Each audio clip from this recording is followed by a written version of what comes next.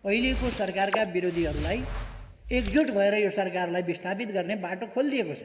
प्रतिगमन भयो, सबै जनता, जान्ने सुन्ने बुद्धिजीवी पत्रकार सबैजना मिलेर, राजनीतिक दलहरू मिलेर, सबै मिलेर प्रतिगमन भयो देशमा। केपी ओलीले शपथ लियो, को प्रधानमन्त्रीमा नियुक्त भयो भने क्रान्ति हुने, यही संविधान अन्तर्गत होला। विपक्षी माग भनेको चाहिँ प्रधानमन्त्री केपी शर्मा ओलीले पहिला राजीनामा दिनु पर्यो, राष्ट्रपति सामु गएर, अनि तपाईँ पदमुक्त भइसकेपछि संविधानको धारा 76 को 5 अनुसारको संयुक्त सरकार बनाउनको लागि राष्ट्रपति आह्वान गर्नु पर्यो। अहिले माग भनेको त्यसो भएन भने राष्ट्रपति विरुद्ध र प्रधानमन्त्री विरुद्ध हामी मोर्चाबन्दी कसेर जान्छौँ र प्रधानमन्त्रीलाई पनि हटाउँछौँ। यदि संसदबाट हटाउन सक्यो भने सडकबाट हटाउँछौँ र राष्ट्रपतिमाथि महाभियोगको प्रस्ताव ल्याउँछौँ भनेर अहिले शेरबहादुर देउवाघरमा मिटिङमा एउटा निष्कर्ष निकालेको छ। तपाईँ चाहिँ आफू बहुमत पुर्याएर जानुहुन्छ, जानु राष्ट्रपतिसँग। हिजो राति जानुभयो भयो, त्यससँग पुगेको छैन बहुमत। यदि तपाईँले बहुमत पुर्याउन सक्नु भयो भने तेस्रो प्रश्न, अब संसद विघटन गर्नु, यसको दोष कसलाई दिनुहुन्छ? सामान्य कुरा छ। मार्ग प्रशस्त गर्नु भनेको चाहिँ राजीनामा हो कि होइन, र मार्ग प्रशस्त गर्दैमा त्यसको चाहिँ राजीनामा गरिँदाखेरि एउटा चाहिँ नि काम चलाउ सरकार तपाईँ बन्न नचाहेको किन? तपाईँले आफ्नो राजनीतिक फाइदाको लागि तपाईँले गर्न लगाउने निर्णय ठिक छ, तर यो मार्ग प्रशस्त भन्ने कुरा चाहिँ संविधानमै नभएको यो नयाँ कुरा कसरी ल्याउनु? राष्ट्रिय सरकार भने चाहिँ यहाँकै नेतृत्वमा मात्रै हुनसक्छ कि अरू कसैको नेतृत्वमा तपाईँ राष्ट्रिय सरकारमा जान तयार हुनुहुन्छ? राष्ट्रपतिले अर्को प्रधानमन्त्री खोज्ने प्रक्रिया सुरु गर्न मिल्छ। भोलि पनि कुनै प्रधानमन्त्रीले राजीनामा दिएको छैन, ऊ कायमै छ। राष्ट्रपतिले त्यसरी खोज्यो भने त त्यो त अनैतिक, असंवैधानिक हुन्छ होला नि। तपाईँ भरे 5 बजेसम्म तपाईँको नेतृत्वमा फेरि अर्को सरकार बनाउन भनेर दाबी गर्नुहुन्छ कि हुन्न? तपाईँ प्रधानमन्त्री अलरेडी हुनुहुन्छ, म फेरि प्रधानमन्त्री बन्नु पऱ्यो भनेर दाबी लिएर जानुहुन्छ कि जानुहुन्न? विपक्षी दलहरूलाई सोध्नुपर्छ यो कुरा भनेर भन्नुभएको छ। चुनावको विषय तपाईँले भन्नुभएको मितिमा चुनाव भएको हुन्थ्यो, तपाईँको योजनाअनुसार चुनाव भएको हुन्थ्यो भने चाहिँ वैशाख 17 या 27मा चुनाव भएको हुन्थ्यो। र कोभिडको एकदमै मारामार भएको बेलामा, एकदमै खतरनाक स्थितिमा त्यो चुनाव हुने रहेछ।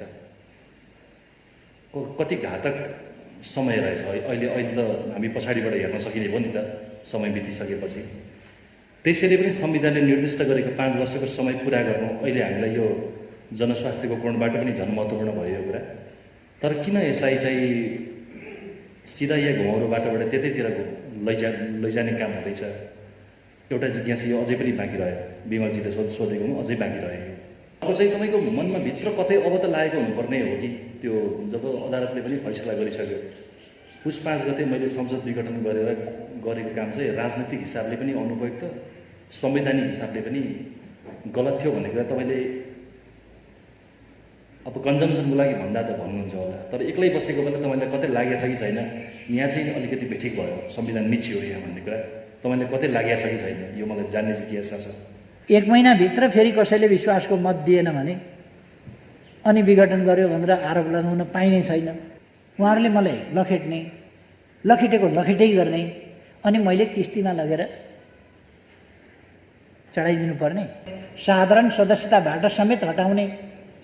त्यो त मौका मिल्दा त ती सबै तमासा त देखिए। एकैचोटि स्वाटै दक्षिण, एकैचोटि स्वाटै उत्तर। किन? मार्ग प्रशस्त गरेर त्यसको निम्ति आह्वान गरियोस् र अर्को सरकार बनोस् भन्ने अभिप्रायका साथ सम्माननीय राष्ट्रपतिज्यू समक्ष आफूले मार्ग प्रशस्त गरेको र अर्को सरकार बन्नका लागि संविधानको धारा 76 को 5 बमोजिमको सरकार बन्नका लागि मार्ग प्रशस्त गरेको, बाटो खोलिदिएको भनेर सिफारिस गरेको कुरा सर्वविदितै छ। र त्यो कुरा बाहिर आएपछि बहुतै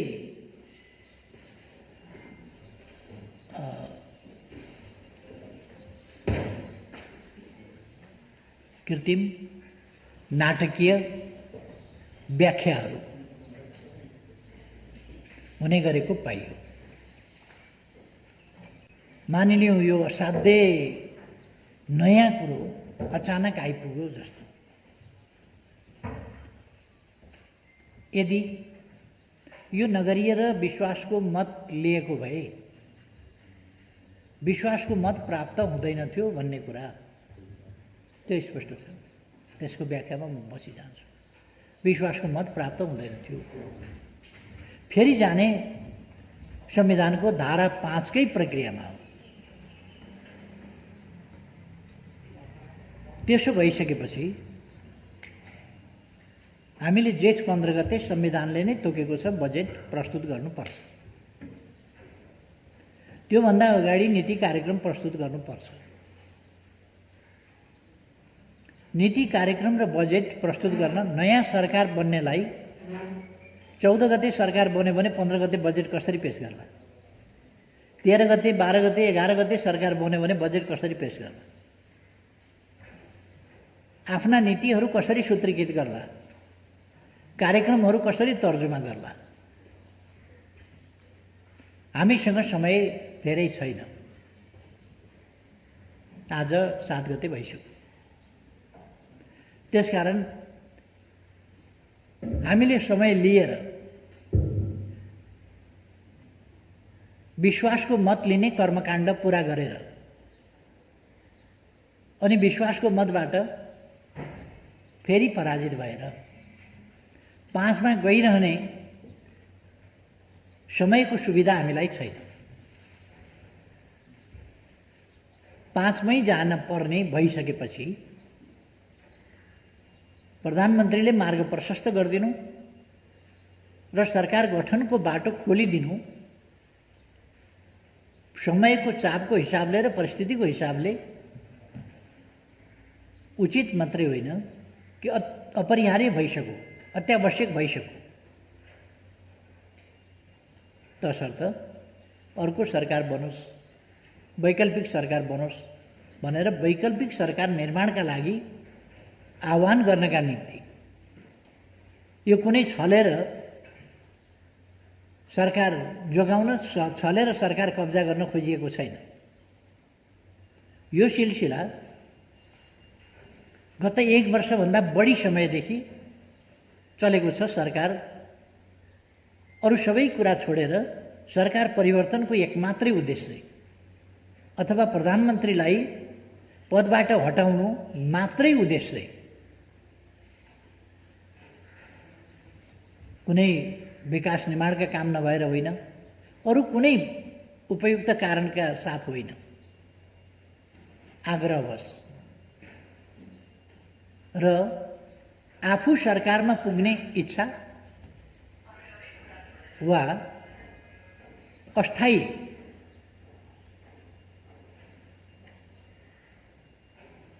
एउटा यस्तो खालको स्थितिमा पुर्याउने कि स्थायित्व छैन, अस्थायी ढङ्गले सबै कुरा चलिराखेको छ जस्तो यो त गत वर्षदेखि नै छ। जब संसद अलिक अशक्त स्थितिमै पुग्यो, नयाँ सरकार दिन सक्ने स्थिति, मैले प्रधानमन्त्रीको हैसियतमा नयाँ सरकार दिन सक्ने अवस्था देखिन। सरकार चलाउन सक्ने अवस्था पनि र खास काममा केन्द्रित हुन पाउने अवस्था पनि रहेन। त्यो सरकार ढाल्ने र नयाँ बनाउने त्यो असफल प्रयासकै वरिपरि राजनीतिक दलहरू, नेताहरू केन्द्रित हुने कुराले सरकारले सहज ढङ्गले काम गर्न पनि पाएन र एउटा संवैधानिक प्रक्रियाबाट, त्यो संवैधानिक प्रक्रियाको चक्रबाट अगाडि बढ्नुपर्ने ठाउँमा सधैँ अस्वस्थ खेलको एउटा चक्रव्यूहमा राजनीति परिरहने, देशको अमूल्य समय बर्बाद भइरहने, देशका कोभिड-19 जस्ता महामारीका जस्ता गम्भीर समस्याबाट त्यसको सामना गर्नुपर्ने, एकजुट भएर सामना गर्नुपर्ने त छोडिदेऊ, सरकार आफैले पनि त्यसमा केन्द्रित हुन नपाउने र सरकारलाई अरू ढङ्गले इन्गेज गरिरहने खालका अवस्था भएपछि यहाँहरू सबैलाई थाहा छ, पुष 5 गते मैले प्रतिनिधि सभा विघटनको सिफारिस गरेको थिएँ र वैशाख 17 र 27मा निर्वाचनको समय तोकेको थिएँ।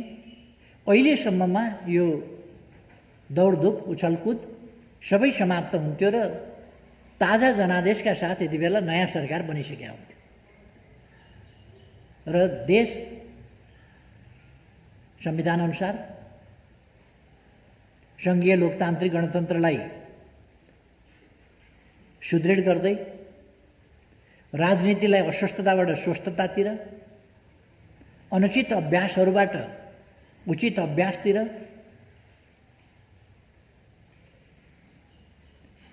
संसदीय गणितको गोटी सारे झैँ उर्तिर पर्तिरका खेलको चङ्गुलबाट राजनीति मुक्त हुने र ताजा जनादेशमा गएर जनताको मूल्याङ्कन के छ,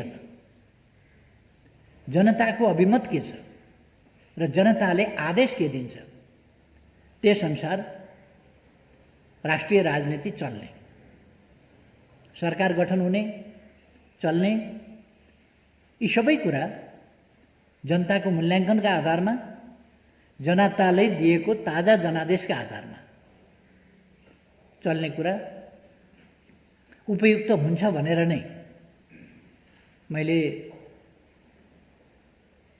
प्रतिनिधि सभा विघटनको सिफारिस गरेका थिएँ। संविधानका व्याख्या, संविधान व्याख्या नहुने चिज होइन, व्याख्या हुने चिज हो। व्याख्या गर्दा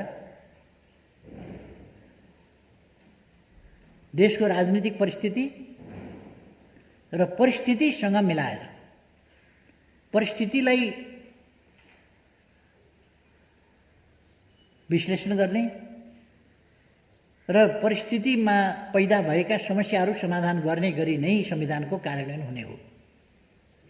त्यसअनुसार नै मैले राजनीतिक विश्लेषण, संविधान वा संवैधानिक प्रावधानहरूको सजीव व्याख्या र देशको समस्या समाधान गर्दै देशलाई अगाडि बढाउने संविधानको प्रयोजन, मर्म, भावना र व्यवस्था अनुसार नै विघटन गरेँ।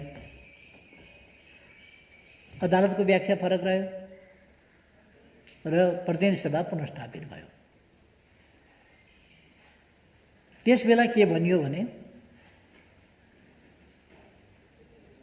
अविश्वासको प्रस्तावबाट भाग्न, सरकार नछोड्न प्रतिनिधि सभा विघटन गरियो भनियो र पुनर्स्थापना भएपछि मैले भने अविश्वासको प्रस्ताव राख्नुहोस्। तर 2.5 महिनासम्म अविश्वासको प्रस्ताव आएन, किची पनि गएन, किची पनि छँदैछ, अविश्वास पनि आउँदैन। त्यस्तो अवस्थामा मैले राजीनामा माग्ने काम भइराखेको छ। संसदीय अभ्यास अनुसार, प्रक्रिया अनुसार राजीनामा माग्ने होइन, तपाईहरू अविश्वासको प्रस्ताव राख्नुहोस्, पास गर्नुहोस्, सरकार गठन गर्नुहोस् भनेर मैले आग्रह गरेँ। जुन दाबीका साथ, जुन प्रयोजनका लागि उहाँहरूले मुद्दा लड्नु भएको थियो, त्यो मुद्दा अनुसार नै गर्नुहोस् मेरो आग्रह रह्यो। तर अविश्वासको प्रस्ताव आएन 2.5 महिनासम्म। अथवा अविश्वासको प्रस्ताव ल्याएर नयाँ सरकार दिन पनि प्रतिनिधि सभा सफल रहेन। प्रतिनिधि सभालाई सफल हुन दिइएन त्यस रूपमा। आफै त प्रतिनिधि सभा रहने नरहने होइन, दल र दलका नेताहरूको व्यवहारले हुने नहुने हो।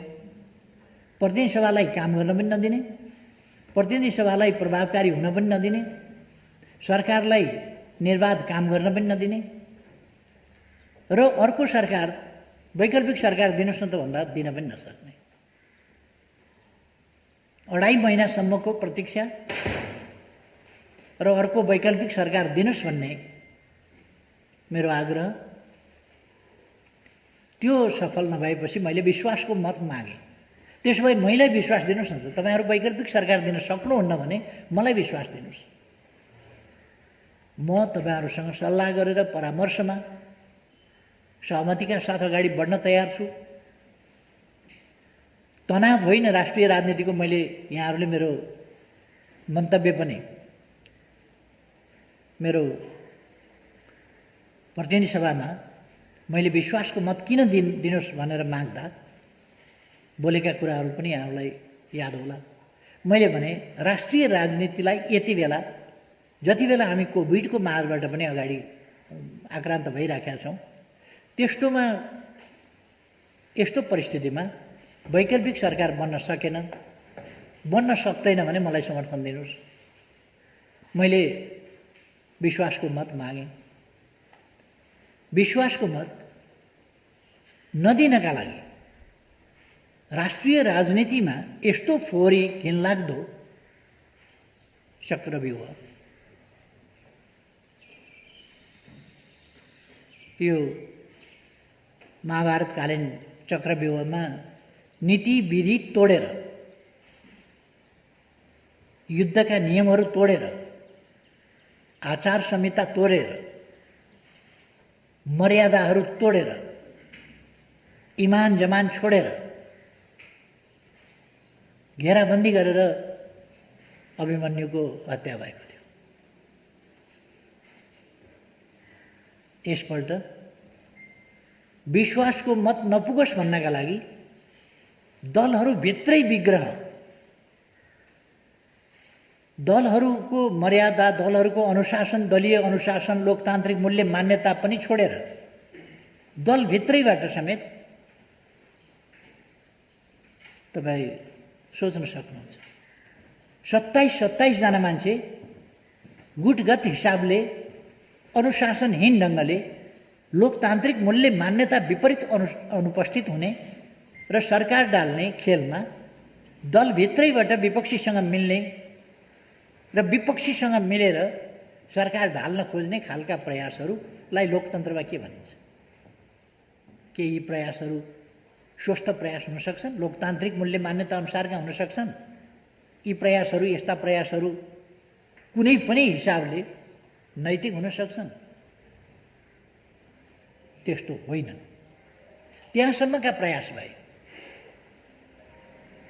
अरू त अरू अन्तर्ध्वंस मचाउनेदेखि लिएर भित्रैबाट मिर्जाफर र मीर कासिमहरू सिर्जना गरिए र मिर्जाफर र मीर कासिमहरू सक्रिय भएर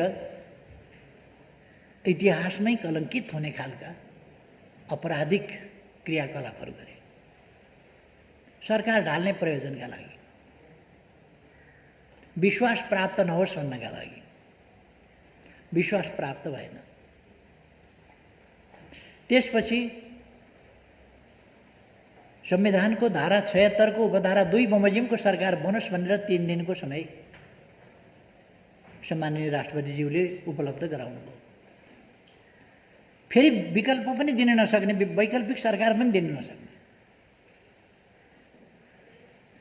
भइरहेको सरकार नढाली नहुने, ढाल्न पनि नसक्ने, त्यसलाई काम गर्न पनि नदिने, अर्को सरकार बनाउनुहोस् भन्दा अर्को सरकार पनि नबनाउने, अनि विश्वासको मत लिँदा यहाँहरूलाई सम्झना होला, विश्वासको मत प्राप्त गर्दिन भन्ने थाहा हुँदाहुँदै विश्वासको मत लिन किन आएको? यहाँ किन यो नाटक मञ्चन गरेको? विश्वासको मतको पाउँदिन भन्ने त थाहा थियो। यो विपक्षी दल होस् या अरू सरकारमा असहभागी विपक्षीहरू, प्रमुख प्रतिपक्षले पनि त्यही भाषा बोल्यो। पाउँदिन भन्ने थाहा हुँदाहुँदै किन आएको? अरू विपक्षी दलहरूले पनि त्यही बोले, पाउँदिन भन्दा भन्दै किन आएको?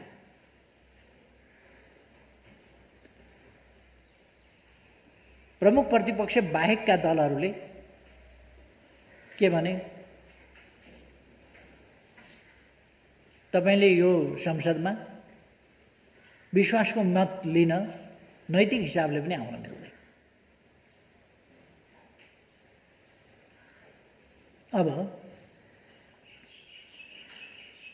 76-2 को सरकार पनि बनेन। मैले चाहेर होइन, संविधानले मलाई फेरि प्रधानमन्त्री, अब कसैलाई मन नपर्नु, कसैलाई रिस उठ्नु,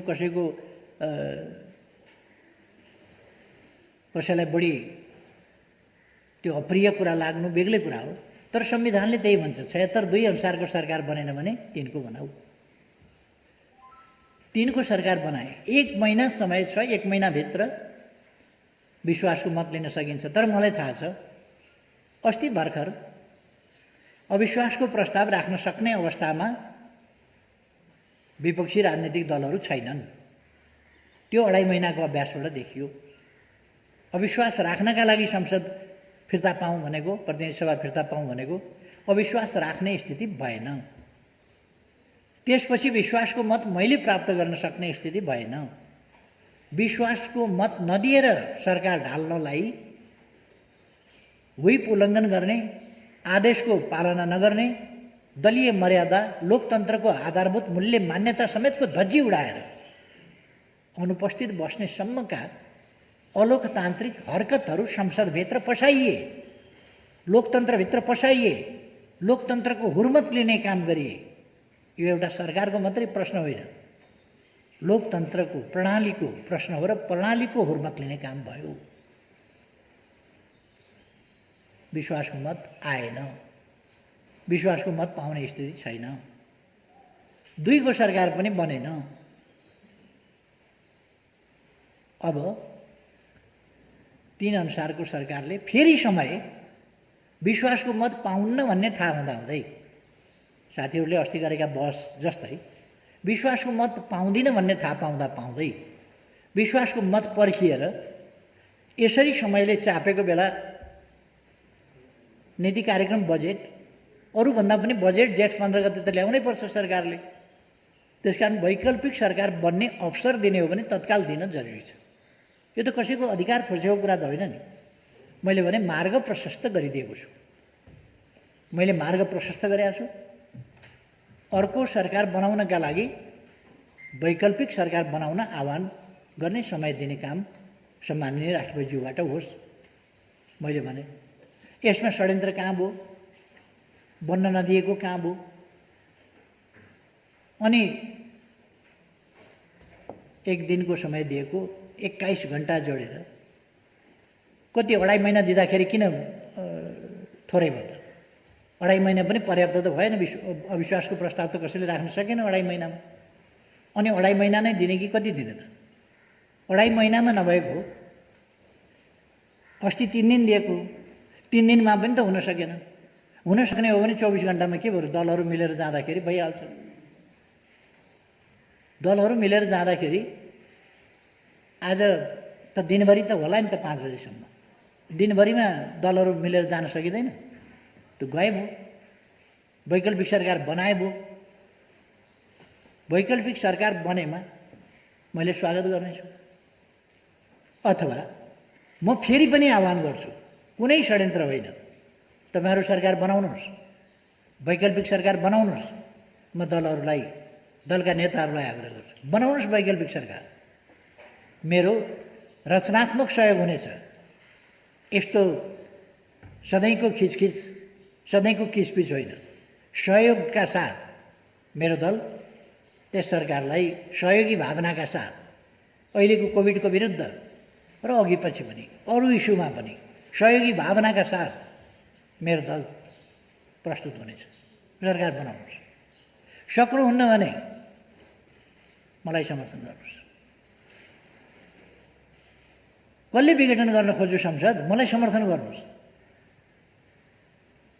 मैले अस्ति पनि भने समर्थन गर्नुहोस्।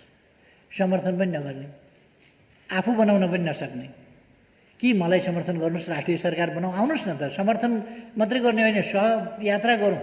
कोभिडका विरुद्ध यसरी लड्नु छ, कोभिडका विरुद्ध साझा लडाईँ लडौँ, संयुक्त लडाईँ लडौँ कोभिडका विरुद्ध। सबै सरकारमा सामेल हौँ। यति बेर यो महामारीका बेला राष्ट्रिय सङ्कट, अन्तर्राष्ट्रिय सङ्कटको एउटा स्थिति बनिराखेको छ।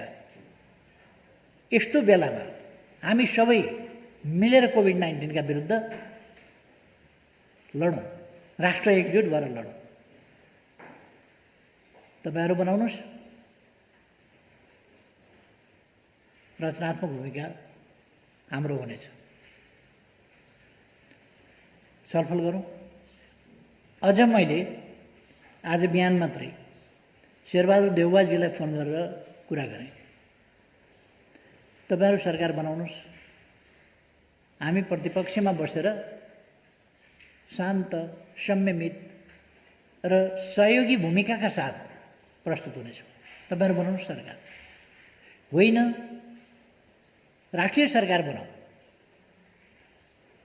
आउनुहोस् मेरो नेतृत्वमा राष्ट्रिय सरकार बनाऊ। मैले सबैलाई समेटेर साझा समस्याका विरुद्ध लड्नका निम्ति भूमिका खेल्नेछु। मैले अर्को पनि भने, तपाईहरू राष्ट्रिय राजनीतिलाई विभाजित बाटोमा लाने मात्रै प्रयास नगर्नुहोस्।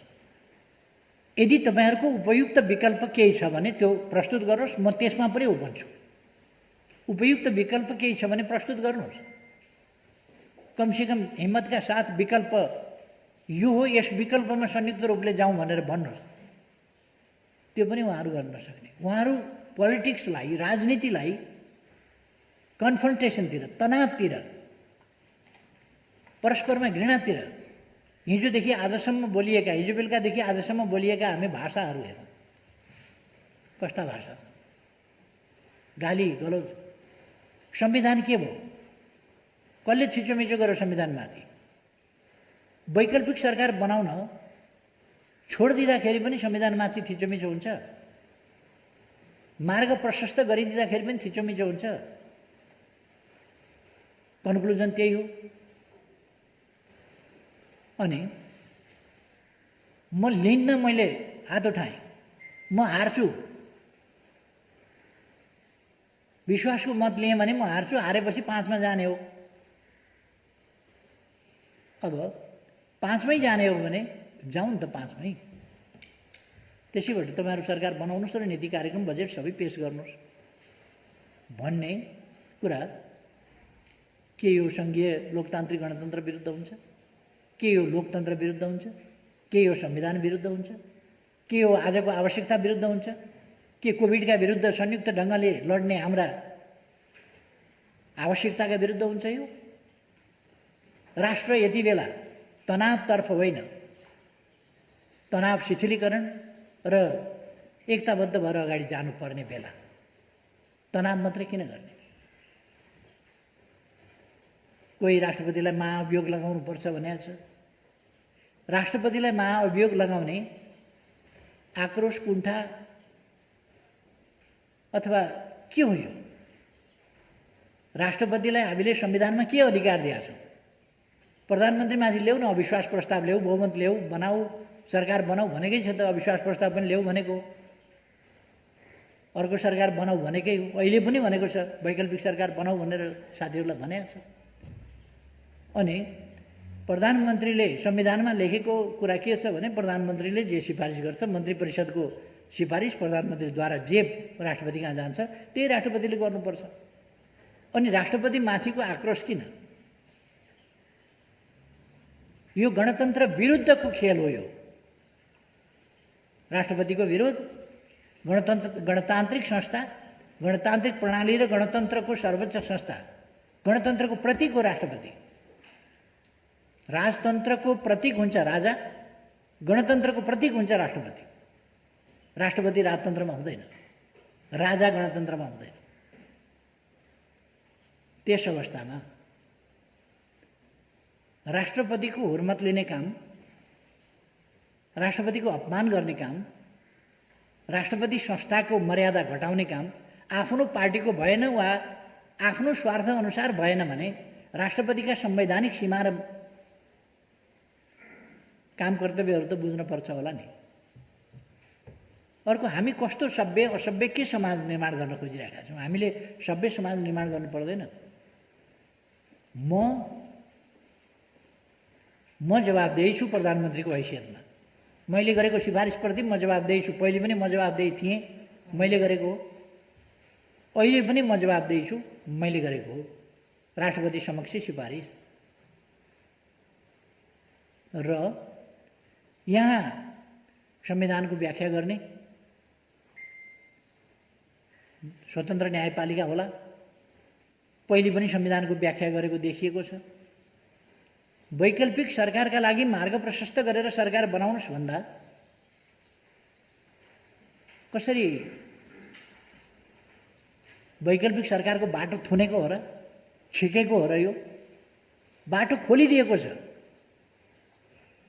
अहिलेको सरकारका विरोधीहरूलाई एकजुट भएर यो सरकारलाई विस्थापित गर्ने बाटो खोलिदिएको छ। गर्नुस्, एकजुट भएर विस्थापित गर्ने बाटो खोलिदिएको छ नि, त्यो गर्नुस्। मैले भने अर्को सरकारलाई, वैकल्पिक सरकारलाई हाम्रो रचनात्मक सहयोग हुनेछ। हामी त्यस सरकारप्रति असहिष्णु अथवा त्यसलाई कुनै ढङ्गले नकारात्मक ढङ्गले हेर्दैनौँ। यो संवैधानिक प्रक्रिया हो। यो लोकतन्त्रमा यस्तो हुन्छ। किन यस्तो आवेश उत्तेजनाको राजनीतिमा साथीहरू जानुहुन्छ, दलहरू जानुहुन्छ, नेताहरू जानुहुन्छ, प्रतिगमन देख्नुहुन्छ भने जस्तो भएन भने। प्रतिगमन अस्ति के विषयमा हो? प्रतिगमनका विरुद्ध लडौँ भने के पो एउटा आएको थियो होइन, यो अस्ति भर्खर के हुँदाखेरि हो? ए शपथ।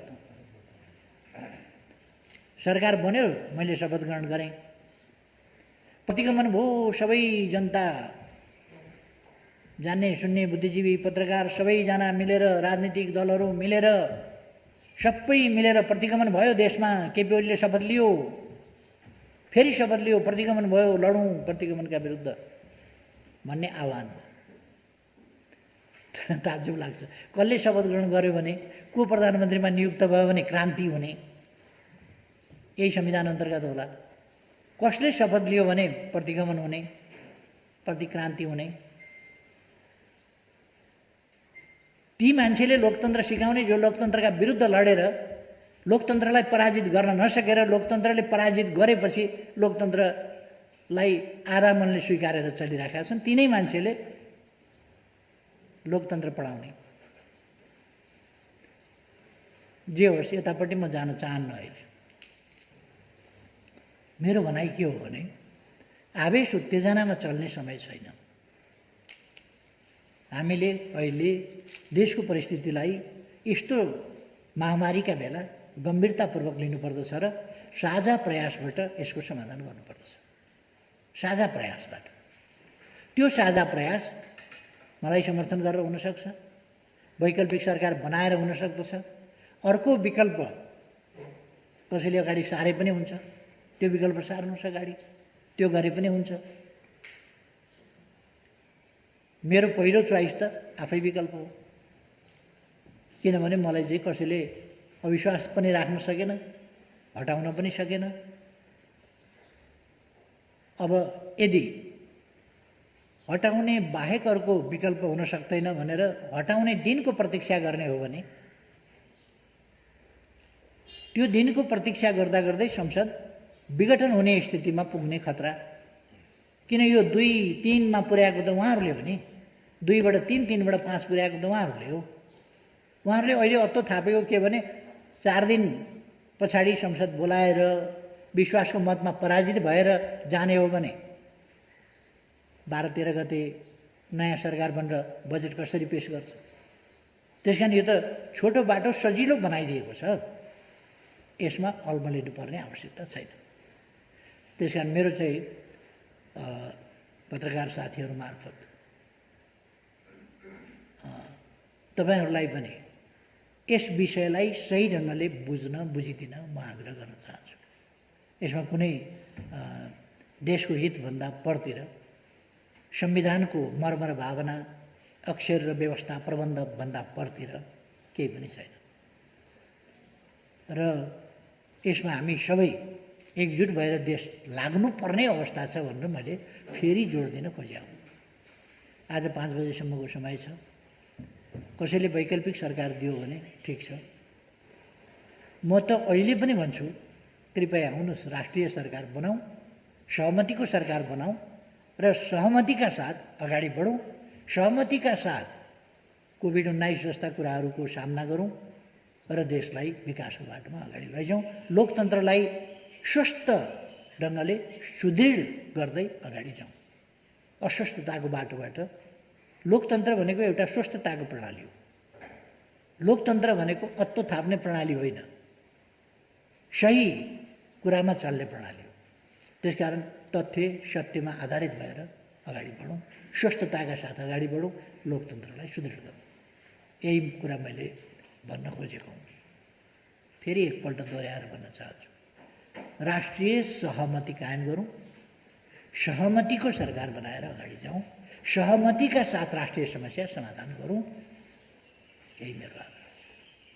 धन्यवाद छ। अब साथीहरूका जिज्ञासाहरू पनि म सोध्छु।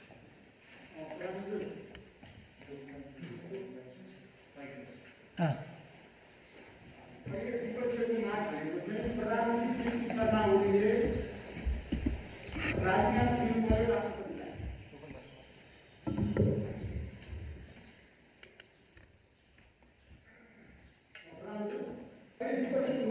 चाहिँ प्रधानमन्त्री केपी शर्मा ओलीले पहिला राजीनामा दिनु पर्यो, राष्ट्रपति सामु गएर, अनि तपाईँ पदमुक्त भइसकेपछि संविधानको धारा 76 को 5 अनुसारको संयुक्त सरकार बनाउनको लागि राष्ट्रपति आह्वान गर्नु पर्यो।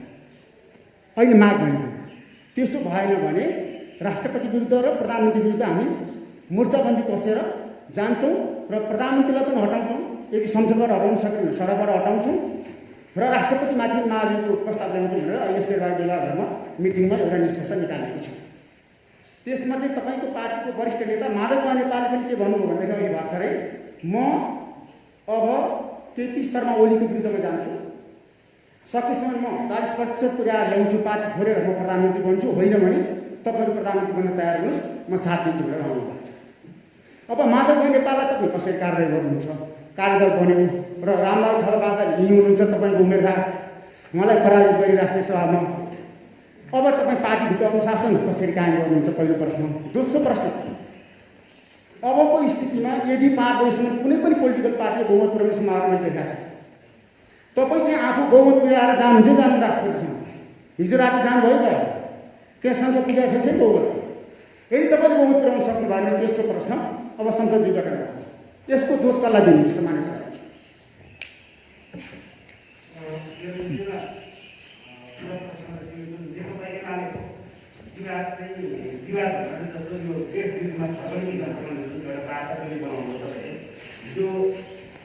निर्वाचन राष्ट्रिय सभाको उपनिर्वाचनपछि अब यो वार्ताको अस्तित्व कायमै छ कि अब उमेरमा मात्रै पक्षसँग तपाईँ उमेरमै रहनुहुन्छ कि अब प्रक्रिया पनि हो? त्यस प्रश्न राख्नु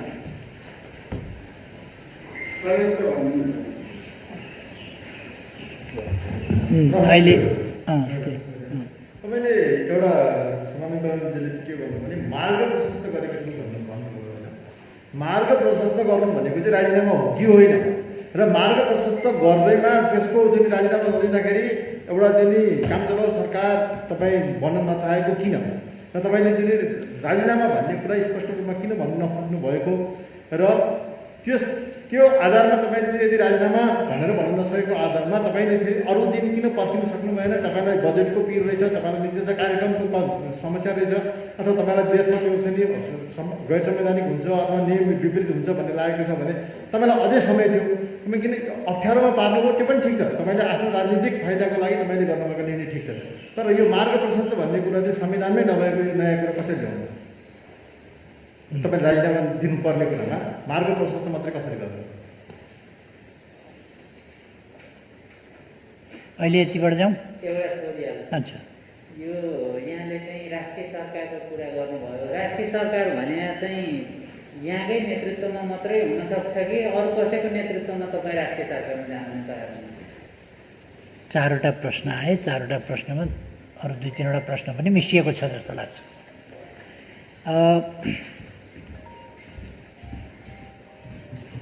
पहिलो कुरा, मातृकाजीको प्रश्नबाट जाउँ कि जस्तो लाग्यो मलाई। एउटा जेठ 2 गते फर्किने या नेकपा एमाले भित्रको समस्या कसरी समाधान गर्ने भन्ने, एमाले भित्रको समस्या यो राष्ट्रिय चासो सरकारको विषय हुनुपर्ने थिएन यदि प्रणालीमै घात गर्ने स्तरमा हुँदैनथ्यो भने, प्रणालीकै धज्जी उडाउने खालको हुँदैनथ्यो भने, प्रणालीका मूल्य मान्यता नै धज्जी उडाउने खालको हुँदैनथ्यो भने। र यो त कस्तो हो भने सामान्य एउटा इस्युको कुरा होइन, कर्णालीमा फ्लोर क्रस गरायो, संसदीय व्यवस्थामा फ्लोर क्रस गर्ने कुरा लोकतन्त्रमा अस्वाभाविक, असाधारण, अनैतिक र अपराधपूर्ण मानिन्छ, दण्डनीय मानिन्छ दलीय हिसाबले। कर्णालीमा त्यही हो। त्यसै गरी रामबहादुरजी यहीँ हुनुहुन्छ, पार्टीले उहाँलाई उम्मेदवार बनायो र हाम्रै पार्टीभित्रका केही मानिसहरू विपक्षीहरूसँग मिलेर साँठगाँठ गरेर त्यो साँठगाँठको अगुवाईकर्ता भएर स्वतन्त्र व्यक्तिको रूपमा एउटा पार्टी कार्यकर्तालाई बागी विद्रोही बनाएर पदको प्रलोभनमा उसलाई पनि इमान आदर्शबाट च्युत गराएर, यो नेताहरूले गराउनु हुने काम होइन। कार्यकर्तालाई प्रलोभन दिएर, पदको प्रलोभन देखाएर आदर्श च्युत गराउने यो अत्यन्तै अनैतिक काम, त्यो गराएर आफ्नो पार्टीको क्यान्डिडेटलाई हराएर त्यो आफ्नै इनिसिएसनमा हराएछ, अरूलाई पनि समेट्ने काम त्यहीँबाट भएको छ। र समानान्तर कमिटीहरू बनाउनेदेखि लिएर पार्टीको कसरी ध्वस्त गर्न सकिन्छ, पार्टीका सांसदहरूलाई अनुपस्थित गराएर सरकार ढाल्ने प्रयास सबैले देखाएको छ। केपी ओली अलिकति कतै मन पर्दैन भने कसैलाई मन पर्दैन होला, तर पनि यो कुरा अनुपस्थित गराउने कुरा, सङ्गठित ढङ्गले अनुपस्थित गराउने कुरा लोकतान्त्रिक प्रणाली र आचरण अनुसार भएन भन्ने कुरा त लोकतन्त्र मान्ने मान्छेले त भन्नुपर्छ होला, भन्नुपर्ने विषय होइन र? यो कसैले भन्नुपर्ने, कसैले भन्न नहुने विषय हो र? एउटा स्ट्यान्डर्ड त राख्नु पर्ला नि, एउटा मापन त हुनु पर्ला नि। त्यो कुनै मापक नहुने, कुनै स्ट्यान्डर्ड नहुने र लोकतन्त्र भनेको छाडातन्त्र, अराजकतन्त्र त्यो त होइन। लोकतन्त्र भनेको त एउटा अनुशासित, व्यवस्थित प्रणाली हो। लोकतन्त्र भनेको कानुनको राजमा चल्ने प्रणाली हो, त्यसलाई धज्जी उडाउने काम। यसको समाधान हामी गर्छौँ र पार्टी, तपाईँले सोधे जस्तै, पार्टी अनुशासनहीन र अराजकतामा पार्टी चल्दैन। त्यस कारण पार्टीलाई अनुशासनहीनता र अराजकताको यो फोहोरी खेल मैदान जस्तोबाट एउटा सिद्धान्त आधारित, सिद्धान्तनिष्ठ, गन्तव्यनिष्ठ, सङ्गठित, अनुशासित, सक्रिय संस्थाको रूपमा विकास गर्नुपर्छ। त्यो काम नेकपा एमाले गर्नेछ भन्ने कुरा म जानकारी गराउन चाहन्छु। दोस्रो, सर्वोच्च अदालतको फागुन 23 गतेको फैसलाले अर्कोको नाममा पहिले जेठ 3 गते पार्टी दर्ता गर्दा भइरहेको अर्काको नाममा दर्ता गरिएछ। अर्काको नाममा दर्ता भएपछि नाम जुदाएर दर्ता गर्न कानुनले मिल्दैन। नमिलेपछि दर्ता खारेज भयो। फागुन 23 गतेको फैसलाले दर्ता खारेज भयो। दर्ता खारेज भएपछि पार्टीहरू दर्ता पूर्वको स्थितिमा फर्किए। सर्वोच्च अदालतले पार्टी फुटाइदियो भन्ने कुरा होइन। दर्ता पूर्वको त्यो किन दर्ता चाहिँ सदर हुन सकेन अर्काको नाममा भएको हुनाले सदर नभएपछि दर्ता पूर्वको स्थितिमा फर्किए। दर्ता पूर्वको स्थितिमा फर्किएपछि अदालतले भन्यो, निर्वाचन आयोगलाई आदेश दियो कि फेरि अरूसँग नजुदाइकन नयाँ नाम लिएर आउने समय देऊ। निर्वाचन आयोगले 15 दिनभित्र नयाँ नामका साथ दर्ता गर्न आऊ, पुनः दर्ता गर्न आऊ भन्यो। त्यसपछि मैले सर्वोच्च अदालतले दर्ता खारेज गरेको हुनाले पुनः दर्ता गर्नु पर्यो। पुनः दर्ता गर्न जाने कि नजाने कमसेकम हामी सल्लाहसँगले गरौँ। मैले प्रचण्डजीलाई फोन गरेँ। तपाईँहरू सबैलाई थाहा छ, प्रचण्डजीले मेरो फोनको धज्जी उडाएको, माखौल उडाएको तपाईँहरूलाई थाहा छ। मलाई उनसँग भेट्न कुरा गर्न मन छैन भनेको। जब भेट्न कुरा गर्न मन छैन, टेलिफोन गरेर कुरा गरौँ, भेटौँ भन्दाखेरि त्यसलाई माखौल उडाइन्छ भने फेरि नयाँ नामका साथ दर्ता गर्न जाने मूढ मनस्थिति के रहेछ? कसैले दर्ता गर्न जाने प्रयास गरेको तपाईँहरूले देख्नुभयो? मैले प्रचण्डजीलाई फोन गरेको, मैले माधवजीलाई फोन गरेको, मैले माधवजीलाई भेटेको, प्रचण्डजीलाई भेट्न चाहेको, पटक पटक भेट्न चाहेको। आजसम्म पनि, आज पनि, अघि पनि मैले प्रचण्डजीलाई फेरि फोन गरेँ। प्रचण्डजीबाट फोन आउने गरेको छैन, मैले नै गर्ने गरेको छु। किनभने म प्रधानमन्त्री पनि हुँ, म प्रमुख पार्टीको अध्यक्ष पनि हुँ। त्यसकारण मैले नै गर्नुपर्छ भनेर मैले आजसम्म पनि लगातार गरेकै छु फोन। र त्यति बेला पनि मैले 15 दिनको समय हामीलाई निर्वाचन आयोगले दिएको छ भने हामी जाने हो कि होइन? जाने हो भने के नाम लिएर जाने? कसरी फेरि हामी एकजुट हुने? एकीकृत हामी कसरी हुन्छौँ त? हिजो त एउटा बेग्लै परिस्थिति देखा पर्यो। पार्टी कब्जा गर्ने, निकाल्ने, अध्यक्षबाट हटाउने, दलको नेताबाट हटाउने, साधारण सदस्यताबाट समेत हटाउने। त्यो त मौका मिल्दा त ती सबै तमासा त देखिए। तर 23 गतेको दर्ता बदरले, अर्काका नाममा दर्ता भएको हुनाले, दर्ता बदर हुनाले त्यो स्थितिबाट फर्कियो। उहाँहरूले त मेरो त पार्टी सदस्यता भने, पार्टी सदस्यता पनि कमसेकम पार्टी सदस्य भएको 52 वर्षपछि उहाँहरूले मेरो पार्टी सदस्यता त झ्वाम पारिदिनु भएको थियो। त्यसबाट त्यो फैसलाले स्वतः फिर्ता भयो। अरू साथीहरूको पनि त्यस्तै हो। अब जेठ 2 गते पुग्ने भनेको के हो भन्दा दर्ता पूर्वको स्थितिमा फर्किने हो। यसबीचमा भए गरेका कामहरू एकीकरणलाई हामीले अस्वीकार गरे हो र त्यो त लिगल कुरा हो। दर्ता पूर्वको स्थितिमा गयो। हामीले पार्टी एकीकरण गऱ्यौँ, त्यो त सत्य हो। एकीकरण हाम्रो चाहना थियो, हामीले गरेको हो एकीकरण कायम छ। एकीकरणको हाम्रो आकांक्षा पनि कायम छ, हाम्रा प्रयास पनि कायम छन् र त्यो एकीकरण अझ अगाडि बढाउँ भन्ने हाम्रो चाहना हो। तर त्यो अघि बढाउन केही मान्छेहरूले मानेनन्, पुनः दर्ता गर्न जान मानेनन्। माधवजी पेरिस डाँडाबाट एकीकरण भएर कसरी दर्ता गर्न जाने भन्नु भएन। उहाँले आफ्नो आफ्नो पार्टी गरी खाने भन्नुभयो, फर्किनुभयो।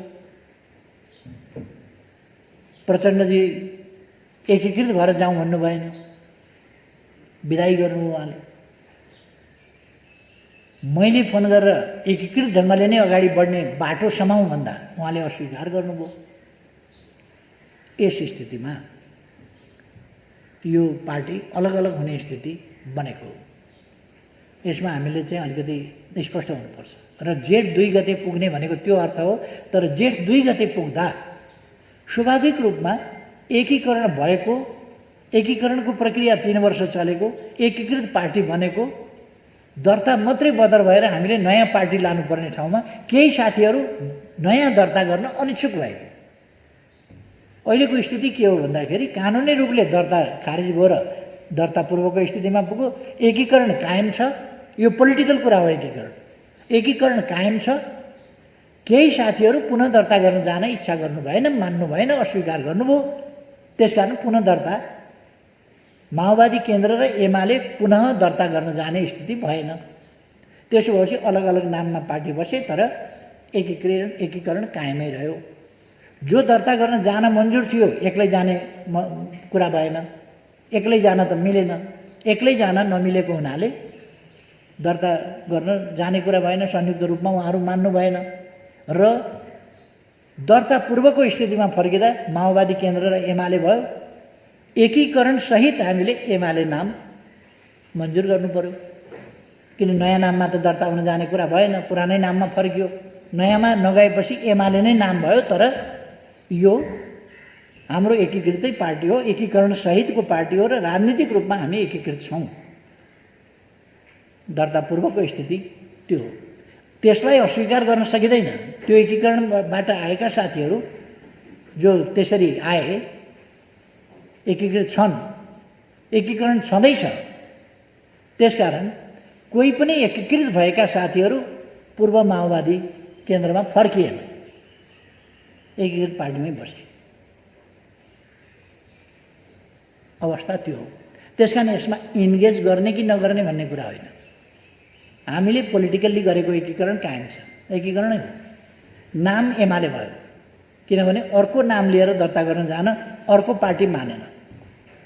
त्यसपछि हामीले नाम अर्को फेरिरहनु पर्ने आवश्यकता भएन।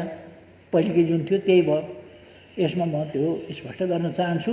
र हाम्रो इन्गेज गर्ने कुरा होइन। हामीले समस्या समाधान गर्न खोजेका हौँ, तर उहाँहरूको समस्या समाधान गर्ने मनसाय नदेखिएर हिजोसम्म पनि चरम अलोकतान्त्रिक, अनैतिक, अनुशासनहीन काम हिजो मात्रै पनि गर्नुभएको छ। यसप्रति हामी उहाँहरूसँग यसको हिसाब किताब त गर्नैपर्छ, गर्नेछौँ। अब उहाँले उठाउनु भएको थियो 5 मा जान चाहिँ राजीनामा गर्नैपर्छ भनेर संविधानले कहाँ लेखेको छ? राजीनामा गरेर मात्रै जान पाइन्छ भन्ने राजीनामा त कुरै छैन त्यहाँ। कुरो के छ भने विश्वासको मत ल्याऊ भन्ने छ। विश्वासको मत लिँदा त्यही स्वाभाविक ढङ्गले त्यहाँ पुग्ने हो। विश्वासको मत लिए सर मैले छोडिदिएँ भनेपछि यसमा हलो अड्काउने गोरु पड्काउने चाहिँ किन पर्यो? विश्वासको मत आएन, विश्वासको मत आउँदैन थियो, आएन, मैले छोडिदिएँ। मैले विश्वासको मत पाइनँ, चाहिएन। अनि विश्वासको मत के, विश्वासको मत पाएन भनेर फेरि एकपल्ट विश्वासको मत पाएन भन्ने कुराको रेकर्ड दर्ज गराउने मनसाय वा त्योभन्दा बाहिर त केही पनि हुँदैन। के हुन्छ र? तात्विक अन्तर के छ? त्यसले के कसैको मैले राजीनामा गरेर गए पनि 5 मा पुग्ने हो, मार्ग प्रशस्त गरेर गए पनि 5 मा पुग्ने हो, यसै गए पनि अब 5 मा जाउँ भने पनि 5 मा पुग्ने हो। त्यसले सबैका लागि अप्सन खुला गरिदिया हो। त्यसकारण यो यसमा न्यू बनाएको आदि इत्यादि कुरा त होइन। त्यसर्थ यो एकदमै स्वाभाविक कुरा हो र राजीनामा गरेर जानुपर्छ भन्ने कतै संवैधानिक व्यवस्था होइन, छैन। यदि विश्वासको मत लिन चाहेन भने के गर्ने? मैले चाहिनँ, विश्वासको मत लिन आवश्यक ठानिनँ, मैले ह्यान्डसअप गरेँ, के गर्ने? संविधानमा छैन भने विकल्पमा जाने। विकल्प रोक्नु हुँदैन, विकल्प रोकिएको छैन। अब धमलाजीले उठाउनु भएको कुरा छ, के पोइन्ट थियो अरे?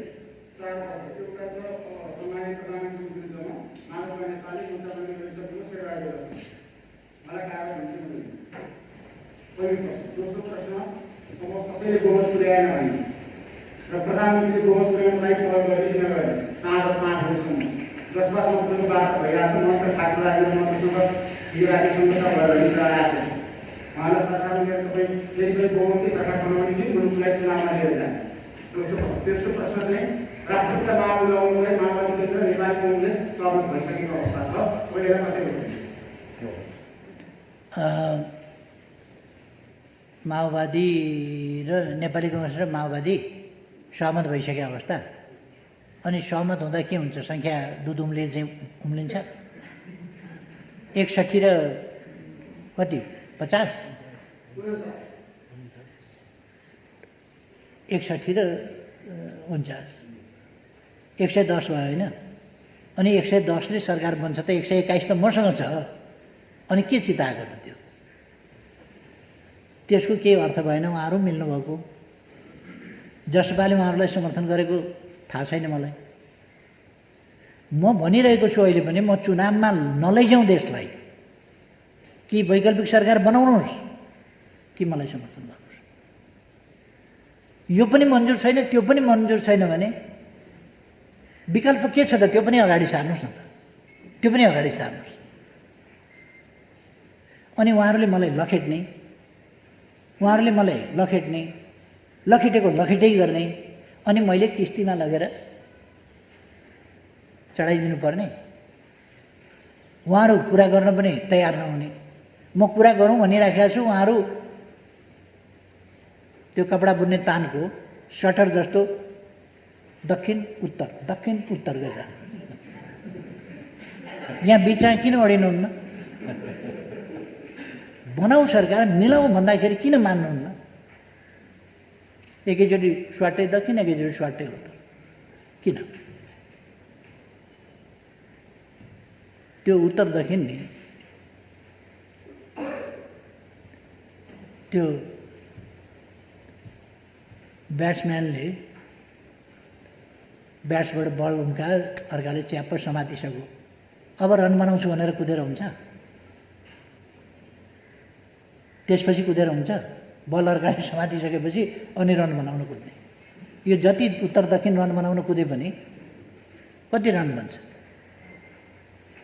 घरमा गएर जोड्न काम लाग्छ राजनीतिमा काम लाग्दैन तसर्थ मेरो आग्रह के छ भने देशलाई चुनावमै गयो देश भने पनि उहाँहरूले चुनावमै पुर्याउनु भयो भने पनि यसो पनि नमान्ने त्यसो पनि नमान्ने केही पनि नमान्ने गरेर चुनावमै पुर्याउनु भयो भने पनि आकाश खस्ने कुरा होइन यो संवैधानिक प्रक्रिया हो आकाश खस्ने कुरा होइन त्यो पुग्यो भने स्वतन्त्र निष्पक्ष शान्तिपूर्ण ढङ्गले स्वतन्त्र निष्पक्ष चुनाव गराउनुपर्छ जनताको अभिमत के हो त्यसबाट आउनुपर्छ चुनावै भयो भने पनि आकाश खस्छ भन्ने कुरा होइन तर चुनाव त अब यो मङ्सिरमा नभए अर्को मङ्सिरमा त गर्नै पर्छ आउँदो फागुनमा त स्थानीय तहको निर्वाचन गर्नै पर्छ निर्वाचनसँग त हामी एकदमै भागेर पनि त कहीँ पुग्दैन होला नि त लोकतन्त्रमा निर्वाचन त अनिवार्य छ निर्वाचन फेस गर्नुपर्छ जनताको मूल्याङ्कन थाहा पाउनुपर्छ सामना गर्नुपर्छ जनताको मूल्याङ्कन र जनताको आदेश ताजा जनादेश जो जनताको अभिमतबाट प्रकट हुन्छ त्यो स्वीकार्नुपर्छ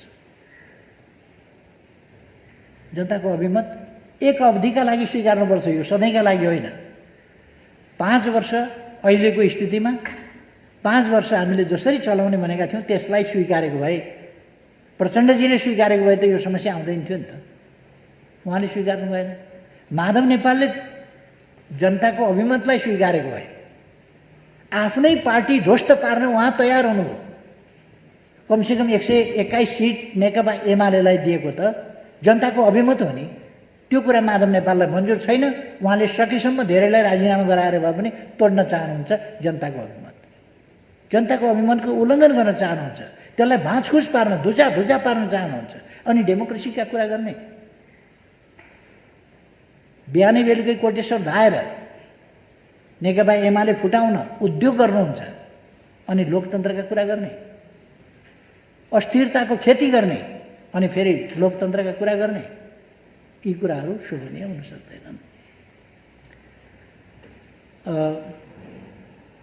अब अघि मैले मातृकाजीको प्रश्नकै जवाफमा भनिसकेँ यी सबै विचार गरिएका पार्टीका आन्तरिक गडबडीहरू आन्तरिक अनुशासनहीनता र अराजकताका समस्याहरू तिनको पार्टीले समाधान गर्नेछ त्यो त पार्टीले कमिटीले बसेर छलफल गरेर उहाँहरूसँगै पनि छलफल गरेर सच्चिन सुध्रिन तयार हुनुहुन्छ भने मौका दिएर त्यसरी काम गरिनेछ तर समस्याहरू समाधान गरिनेछ अर्को कुरा नेकपा एमाले देशको प्रमुख राजनीतिक पार्टी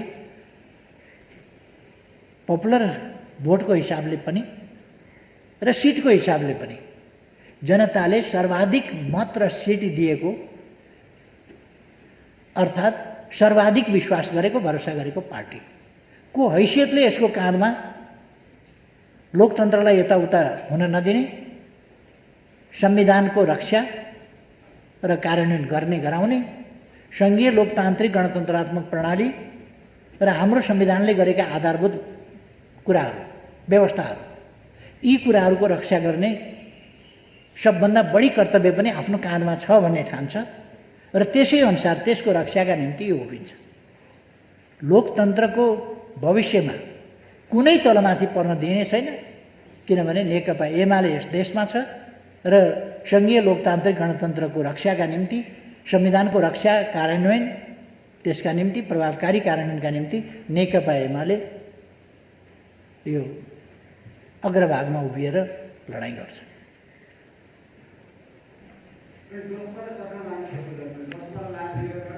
अहिले मैले सबैलाई आउनुहोस् भनिरहेको छु, जसपा मात्रै होइन त सबैलाई सरकारमा आउनुहोस् भनेको छु। यस अमितजी, यस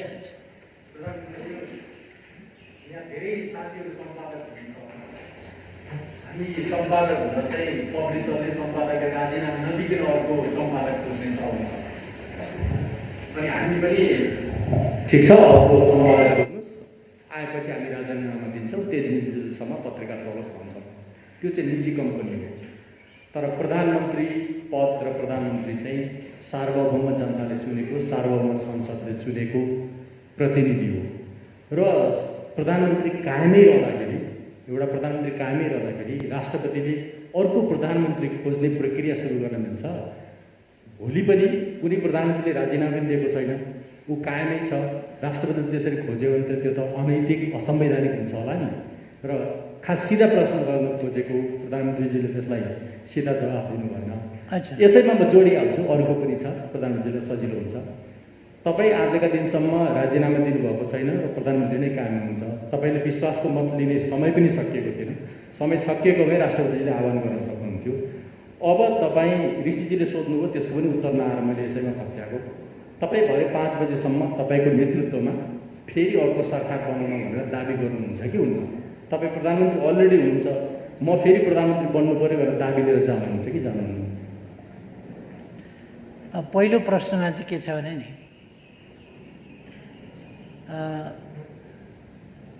यो निजी कम्पनी जस्तो सजिलो प्रोभाइडरको, लगानीकर्ताको, कम्पनीका मालिकको हातमा हुने जस्तो कुरा होइन। यो देश र जनताका हातमा संविधान सम्मत ढङ्गले रहेको अधिकारको कुरा। यही कुरा अस्ति मलाई कसैले किन सोधेन, मैले विश्वासको मत प्राप्त गरेँ, के अरे गरिनँ, विश्वासको मत प्राप्त गरिनँ, मैले राजीनामा दिइनँ। म प्रधानमन्त्रीमा त कायमै थिएँ। प्रधानमन्त्री छँदै थिएँ, विश्वासको मतले मलाई मुक्त गर्यो। अविश्वास के अरे विश्वासको मत प्राप्त नभएपछि मुक्त गर्यो। मैले राजीनामा त गरिनँ। अहिले मैले इच्छा गरिनँ, म मुक्त भएँ। राजीनामा त गरेको छैन, राजीनामा गर्नुपर्ने व्यवस्था पनि छैन। र त्यसपछि 2 को सरकार बनाउने कोसिस भयो, 2 को सरकार बनेन, मैले राजीनामा गरिनँ, फेरि नियुक्त भएँ। राजीनामा गरेकै छैन मैले, म प्रधानमन्त्रीमा कायमै छु, कायमै हुँदाहुँदै नियुक्त भएँ। अर्को प्रधानमन्त्रीले शपथ ग्रहण गरेका बखत वास्तवमा प्रधानमन्त्री कामबाट मुक्त हुन्छ। अहिले त्यस्तै हो स्थिति। अर्को प्रधानमन्त्री नबन्दासम्म, भरे 5 बजेसम्म अथवा 5 बजे अगाडि नै बन्यो भने अर्को प्रधानमन्त्री बन्दासम्म म प्रधानमन्त्रीकै रूपमा कामकाज गरिरहन्छु। तर अर्को प्रधानमन्त्री बन्न बाटो खोलेको छ। त्यो त मैले नै ह्यान्डसअप गरेर खोलेको छु नि त। त्यसरी खोल्न पाइँदैन भन्ने संवैधानिक व्यवस्था छैन। यदि मलाई सरकार चलाउन मन छ भने मैले विश्वासको मतमा जानुपर्छ। मन छ भने म दिक्क भइसकेँ सरकार चलाउन, मन छैन, किन विश्वासको मत मागिरहन्छु? मनै छैन मलाई त, विश्वास चाहिएकै छैन त। अर्को सरकारमा जाउँ, अर्को वैकल्पिक सरकार बनाऊ, त्यसका लागि त बाटो खोलेकै छ। सम्माननीय राष्ट्रपतिजीले मिलेन भनेर कुनै आह्वान त रोक्नु भएको छैन। उहाँले खोलिदिनु भयो बाटो, आह्वान गर्नुभयो, आऊ सरकार बनाऊ। त्यो सबैलाई अवसर छ। प्रतिनिधि सभाको सदस्य हरेक प्रतिनिधि सभा सदस्यलाई भरपर्दो आधार प्रस्तुत गर्ने अधिकार छ। त्यो गरेर लिएर जान पाएको छ भने कुनै कसैको अधिकारमा कतै कुण्ठा हनन भएन। मेरो अधिकार मैले प्रयोग गर्न चाहिनँ, किनभने मलाई थप सरकार चलाउनु छैन। यस्तोमा पनि सरकार चलाउन सकिन्छ। न कोही समर्थन गर्छ, न कोही साथ दिन्छ। त्यसो भने बनाउन त अर्को। यति दिनै पिछेको असहयोग, दिनै पिछेको विरोध, बदनाम गरेको छ, चरित्र हत्या गरेको छ। यस्तो स्थितिमा यति यो नन कोअपरेटिभ मात्रै होइन, मोर देन नन कोअपरेटिभ, त्यस खालको स्थितिमा एउटा विरोधको लागि विरोध सधैँको, त्यस स्थितिमा मैले सरकार चलाउनु छैन। चलाउन भए मैले विश्वासको मत माग्नु पर्थ्यो। चलाउने अधिकार प्राप्त मैले विश्वासको मत प्राप्त गरेपछि पाउँथेँ। 30 दिनभित्र मैले विश्वासको मत लिनुपर्छ, अनि मात्रै फर्दर प्राइम मिनिस्टरको हिसाबमा मैले सरकार चलाउन पाउँछु। मलाई त्यो चलाउनु छैन, त्यस कारण मैले राष्ट्रपतिजीलाई भने अर्को प्रोसेस सुरु गरिदिनुहोस्। अब अर्को के थियो अरे?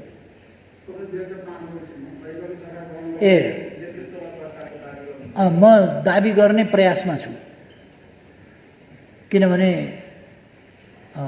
मलाई अरूले समर्थन गरौँ र अरूको समर्थनमा, किन मेरो 121ले त बहुमत पुग्दैन। बहुमत नपुर्याइकन दाबी हुँदैन। प्रतिनिधि सभा सदस्यको हिसाबमा मैले दाबी गर्न सक्छु। अहिलेसम्म चाहेर नचाहेर, अनुपस्थित भएर, जे गरेर, बाहिर जे भने पनि मसँग 121 को स्ट्रेन्थ छ, अथवा मतभार भन्ने चलन छ नि। मसँग 121 मतभार छ प्रतिनिधि सभामा। 121 मतभार मसँग भएको हुनाले अलिक सजिलो होला कि मलाई भनेर म कोसिस गरिरहेको छु। यदि समर्थन प्राप्त भयो भने र त्यो राष्ट्रपतिज्यूलाई भरपर्दो आधार लाग्यो भने, उहाँले मलाई प्रधानमन्त्री भरपर्दो आधार लागेर नियुक्त गर्नुभयो भने मैले सरकार बनाउँछु र विश्वासको मत फेरि 1 महिनाभित्र लिनेछ। त्यस बाटोमा म जान्छु। 1 महिनाभित्र फेरि कसैले विश्वासको मत दिएन भने अनि विघटन गर्यो भनेर आरोप लगाउन पाइने छैन। अब विश्वासको मत नदिने अनि चुनावमा गयो भन्न त पाइने छैन। त्यो त स्वाभाविक रूपमा जान्छ। आज समर्थन दिनुहोस् मलाई। म आग्रह सबैसँग गर्न चाहन्छु, समर्थन दिनुहोस्। म सरकार बनाएर चलाउन चाहन्छु। दिनुहुन्न भने केपी ओलीले प्रतिनिधि सभा विघटन गरेर चुनावमा लग्यो देशलाई भन्न पाइँदैन। यो अस्थिरता, अस्तव्यस्तता खडा गर्ने, सधैँको विवाद, सधैँको खिचलो तयार गर्ने उहाँहरू जवाबदेही हुनुहुन्छ, म होइन। त्यसकारण अहिले पनि मलाई समर्थन दिनुहोस्। म सबै दलहरूसँग आग्रह गर्छु, कमसेकम बहुमत पुग्ने गरी दिनुहोस्, आग्रह गर्छु। दिनुहुन्न भने अरूले बनाउनुहोस् सरकार, चुनावमा नजाउँ। म त चुनाव भनेपछि, चुनावको घोषणा भनेपछि, प्रतिनिधि सभा विघटन भनेपछि अस्ति नै थुतुनु पोलेको मान्छे हो। म त्यता जान चाहन्न, तर मेरो हातमा छैन। अरूले घेराबन्दी गर्ने अनि घेराबन्दी गरेर असफल बनाउने अनि आरोप चाहिँ मेरो टाउकोमा हाल्ने, त्यो गर्न पाइँदैन। उहाँहरूलाई अविश्वासको प्रस्ताव राख्नु भनेको हो, उहाँहरूलाई विश्वासको मत दिनु भनेको हो। अस्ति नै पनि 2 वा 2 भन्दा बढी दल मिलेर सरकार बनाउनुहोस् भनेको हो। अहिले पनि समर्थन दिनुहोस् भनिरहेको छु। हुन्छ भने समर्थन दिनुहोस्। मलाई लाग्छ जिज्ञासाहरू विमलजी, हजुर संक्षेपमा। सम्मानज्यूलाई यो हामीले जति पृष्ठभूमिको कुरा गरे पनि, यताबाट कोट्याए पनि उताबाट कोट्याए पनि स्पष्ट चाहिँ मेरो बुझाइ, धेरैको बुझाइ, आम पब्लिकको बुझाइ सिभिल सोसाइटीको बुझाइ के छ भने मुलुक अब मध्यावधि निर्वाचनमा फेरि गयो, प्रतिनिधि सभा विघटनको औपचारिक घोषणा हुन बाँकी छ, डिलमा पुगेको छ भन्ने नै आम बुझाइ छ। त्यसको प्रक्रिया, त्यसको लम्बेतान, पृष्ठभूमि आफ्नै ठाउँमा होला। मेरो प्रश्न के हो भन्दाखेरि प्रधानमन्त्रीसँग अहिलेको जुन हुन त मान्छेहरूले अमेरिकाको उदाहरण दिन्छन्, कोभिडकै बिचमा अमेरिकामा पनि चुनाव भयो, नेपालमा चाहिँ नसोचेको हिसाबले सेकेन्ड भेरिएन्टले चाहिँ यति आचो पारेको छ, जुन प्रधानमन्त्रीले पनि केही दिन अगाडि आफैले चाहिँ कोभिडको त्यसको जुन किसिमको असर देखियो त्यसको बारेमा यहाँ पनि बोल्नुभयो होइन। अब सङ्कटकाल 6 महिनाभित्र भएन भने त फेरि सङ्कटकालमा जान्छ। मलाई लाग्छ त्यतातिर अहिले सोचाइ छैन होला। यस हिसाबले हेर्दाखेरि आउने मङ्सिरमा चुनाव गर्ने सरकारको भित्री तयारी हुनुपर्छ वा त्यही नै कदम हो भन्ने बुझिन्छ। तर अहिलेको गिभन कन्टेक्स्टमा कोभिडको यस्तो लहर चलिरहेको छ, मान्छेहरू WHO अनि त्यसपछि विभिन्न साइन्टिस्टहरूले, विभिन्न देशहरूले, अस्ति श्रीलङ्कामा पनि हामीले एउटा केस हेऱ्यौँ, थर्ड भेरिएन्टको तेस्रो वेभको फेरि चर्चा आइरहेको छ। अस्ति हाम्रै स्वास्थ्य सेवा विभागले विज्ञप्ति निकाल्यो। यो स्थितिमा चाहिँ मङ्सिरमा चुनाव भएन भने हुने आधार के, भएन भने प्लान बी के हो प्रधानमन्त्रीको? धन्यवाद। यो कुरा वास्तवमा मसँग भन्दा पनि प्रतिपक्षका मित्रहरूसँग सोध्नुपर्छ। यो कोभिडको महामारीको स्थिति उहाँहरूले देख्नुभएको छ कि छैन? अहिले मुलुकले भोगिरहेका कठिनाई र सामने आइरहेका परिस्थितिलाई उहाँहरूले आकलन गर्नुभएको छ कि छैन? मेरो विरोध मात्रै उहाँहरूले देख्नुभएको छ। चराको आँखु जस्तै केपी ओली र केपी ओलीलाई झार्न धनुबाण तानेर बस्ने, हानि राख्ने मात्रै देख्नुभएको छ कि त्योभन्दा पर पनि देख्नुभएको छ? कोभिड देख्नुभएको छ कि छैन? अर्को, मसँग सैद्धान्तिक तवरले 121 सिट छ हो, त मसँग 121 सिट छ भने 271 सिटमा बाँकी सिट चाहिँ अरूसँग छन् नि त। अनि 121 सिटले चाहिँ दोष लिनुपर्ने, 121 कटाएपछि कति 150 सिट रह्यो। अनि 150 सिटले चाहिँ जवाफदेही लिनु नपर्ने, 121ले चाहिँ जोसँग बहुमत हुन्छ 150 सिट छ त्यसले जवाफदेही लिनु नपर्ने। म 121 भएकोले चाहिँ सबै कुराको अब्जस्ट लिनुपर्ने। 150 वालाले न आफू सरकार बनाउँछ न अरूलाई समर्थन गर्छ, त्यहाँनेरि हलो अड्काउने, अनि अब्जस्ट चाहिँ 121 भएकोलाई दिने। अझ त्यसमा पनि प्र्याक्टिकली हामीले हेऱ्यौँ भनेदेखि त 93 रहेछ नि त। अरू त जति बेर जे पनि गर्न सक्ने रहेछ नि त। यो सरकार ढाल्नका लागि जति बेर जे पनि गर्न सक्ने त 27 जना त अस्ति देखियो त। पार्टीलाई धोका दिन सक्ने, पार्टीको टाउकोमा बन्चराले हान्न सक्ने, पार्टीको गर्दन तरबारले हान्न सक्ने, पार्टीलाई यताबाट हलाल गर्न सक्ने, ती त 27 जना त देखा पर्यो त अस्ति। त्यसो भएर त्यो 93 भएको बबुरोलाई चाहिँ हमला गर्ने। अनि 177 यो 27 समेत जो सरकारका विरुद्धमा खुलेर देखा परेको छ त्यो समेत 177 सिट हुन्छ। अनि 177 सिट 178 सिट हुन्छ। हजुर 177 जब 177 सिट विपक्षमा छ भने त्यो 177 जिम्मेवार हुन्छ कि 93 वाला जिम्मेवार हुन्छ? तसर्थ संसदको त 1/3 जसो मात्रै मसँग देखियो त। त्यस अवस्थामा म आग्रह गरिरहेको छु तपाईहरू मिलेर वैकल्पिक सरकार दिनुहोस् भनिरहेको छु। भाँजो हालेको छ र त्यहाँ। अनि उहाँहरूलाई दोष नहुने, सरकारको योजना यो छ, सरकारको यो छ दृष्टिकोण, उहाँहरूलाई मिल्न नदिएको, उहाँहरूलाई फुटाएको मैले हो। नेकपा एमाले भित्र जस्तो अरू पार्टीभित्र मैले हात हालेको छ? त्यसर्थ मैले त अन्त हात हालेको छैन। उहाँहरू मिलेर सरकार बनाए हुन्छ।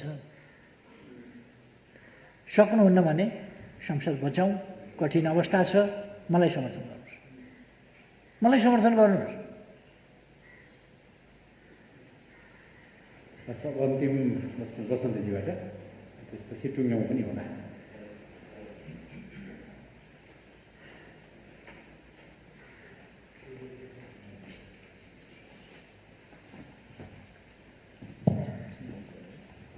सम्माननीय प्रधानमन्त्रीज्यू, एकदमै छोटो सूचनामा आइयो। शुक्रबारको दिन अलि प्रेजेन्टेबल जस्तो भइहाल्यो सम्माननीय प्रधानमन्त्रीज्यूको अगाडि, तर छोटोमै सूचना आउँछ प्रायः यहाँबाट आउँदाखेरि। तपाईँले विमलजीलाई दिनुभएको जवाफमा प्रश्न थियो र त्यो प्रश्नमा अर्को प्रश्न चाहिँ विपक्षी दलहरूलाई सोध्नुपर्छ यो कुरा भनेर भन्नुभएको छ चुनावको विषय। तपाईँले भन्नुभएको मितिमा चुनाव भएको हुन्थ्यो, तपाईँको योजनाअनुसार चुनाव भएको हुन्थ्यो भने चाहिँ वैशाख 17 या 27मा चुनाव भएको हुन्थ्यो। र कोभिडको एकदमै मारामार भएको बेलामा एकदमै खतरनाक स्थितिमा त्यो चुनाव हुने रहेछ। कति घातक समय रहेछ। अहिले त हामी पछाडिबाट हेर्न सकिने भयो नि त समय बितिसकेपछि। त्यसैले पनि संविधानले निर्दिष्ट गरेको 5 वर्षको समय पुरा गर्नु अहिले हामीलाई यो जनस्वास्थ्यको कोणबाट पनि झन् महत्त्वपूर्ण भयो यो कुरा। तर किन यसलाई चाहिँ सिधा या घुमाउरो बाटोबाट त्यतैतिर लैजाने काम हुँदैछ, एउटा जिज्ञासा यो अझै पनि बाँकी रह्यो। विमलजीले सोधेकोमा अझै बाँकी रह्यो। अर्को चाहिँ तपाईँको मनमा भित्र कतै अब त लागेको हुनुपर्ने हो कि त्यो जब अदालतले पनि फैसला गरिसक्यो पुस 5 गते मैले संसद विघटन गरेको काम चाहिँ राजनैतिक हिसाबले पनि अनुपयुक्त, संवैधानिक हिसाबले पनि गलत थियो भन्ने कुरा तपाईँले अब कन्जम्सनको लागि भन्दा त भन्नुहुन्छ होला, तर एक्लै बसेको बेला तपाईँलाई कतै लागेको छ कि छैन यहाँ चाहिँ अलिकति बेठिक भयो, संविधान मिचियो यहाँ भन्ने कुरा तपाईँलाई कतै लागेको छ कि छैन यो मलाई जान्ने जिज्ञासा छ। अर्को चाहिँ यो अहिलेको कोभिडको विषयसँग सम्बन्धित विषय छ कि अहिले भर्खरै उप प्रधानमन्त्रीज्यू निस्किनु भयो कि सिसिएमसीको तर्फबाट जुन समन्वयहरू हुनुपर्ने हो यो एकदमै कमजोर भयो भन्ने आलोचनाहरू यस अगाडि पनि थिए, तर योपल्ट बढी भइरहेको छ। यो कुरामा कतिको जानकार हुनुहुन्छ? परराष्ट्र मन्त्रीज्यू यहीँनिर हुनुहुन्छ। अस्ति भर्खरै मात्रै केही देशका राजदूतहरूसँग कूटनीतिज्ञहरूसँग उहाँले एकलौटी ढङ्गले कुराहरू बढाउँदाखेरि यहाँको विभागीय हिसाबले पनि परराष्ट्र मन्त्रालयलाई बाइपास गरियो, छलियो भन्ने कोणबाट आलोचनाहरू भएका छन्। मेरो जानकारीले के भन्छ भने प्रधानमन्त्रीज्यूका पनि यी असन्तुष्टिहरू आइपुगेका छन्। यसको बारेमा के भन्नुहुन्छ? र जनताको अहिलेको पहिलो चासो चाहिँ खोपमा छ। खोपको विषय के छ? किनभने हाम्रो जानकारीले के भन्छ भने उत्तरी छिमेकीसँग जसको खोप बढी रिलायबल हो भन्ने बारेमा पनि कुराहरू आएका थिए, तर त्यतातिर तपाईँहरूले कुनै पहल नै गर्नुभएको छैन भन्ने छ। र दक्षिणको छिमेकी जो आफै एकदमै ठुलो पेन्डेमिकको महामारीमा छ, तर तपाईँहरूको जोड चाहिँ त्यतैतिर बढ्ता छ भन्ने ढङ्गले एकदम गुनासोहरू भइरहेको छ। यी 4वटा मेरा जिज्ञासाहरू चाहिँ समाधान गरिदिनु अनुरोध छ।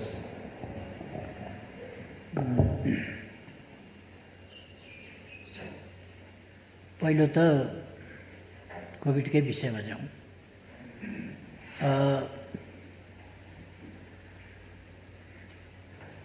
यस्तो बेलामा चुनाव गरिरहनु वाञ्छनीय होइन, तर अहिले तपाईँले हेर्नुभयो भने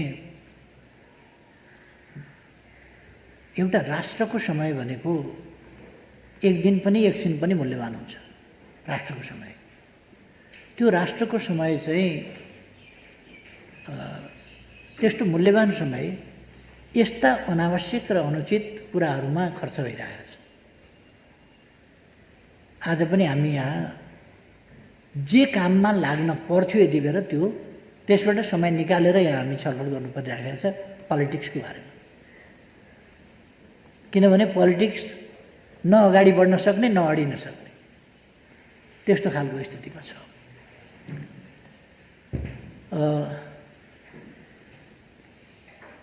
हामीले भ्याक्सिन दक्षिण एसियामा भारतभन्दा पछि जो आफै उत्पादक हो ऊभन्दा पछि पहिलो राष्ट्रको रूपमा लगायौँ।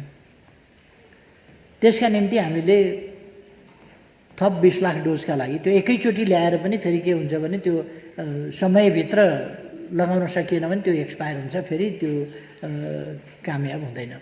त्यसकारण हामीले क्रमशः नै ल्याउनु पर्ने हुन्छ। त्यो क्रमशः ल्याउनका लागि हामीले 20 लाख डोज मगायौँ। 20 लाख डोजको पैसा पनि तिर्यौँ। 20 लाख डोजको पैसा तिर्यौँ, 10 लाख डोज आयो। तर 10 लाख डोज बाँकी भयो। यसै बिचमा इन्डियाको अदालतको फैसला पनि हामीलाई थाहा छ, इन्डियालाई नपुगिकन बाहिर नदिनु भन्ने खालको फैसला। जहाँसुकै पनि अभावको एउटा स्थिति र पहिले इन्डियाले पनि यो सेकेन्ड वेभको यस्तो नसोचिकन पनि कतिपय देशलाई दिने भनेर उसले एउटा एग्रिमेन्ट गरेका थियो, तर त्यो अनुसार पछि उसले दिन सक्ने खालको स्थिति भएन। र त्यस सम्बन्धमा अहिले गम्भीरताका साथ कुराकानी भइरहेको छ र हामी प्रयास गरिरहेका छौँ।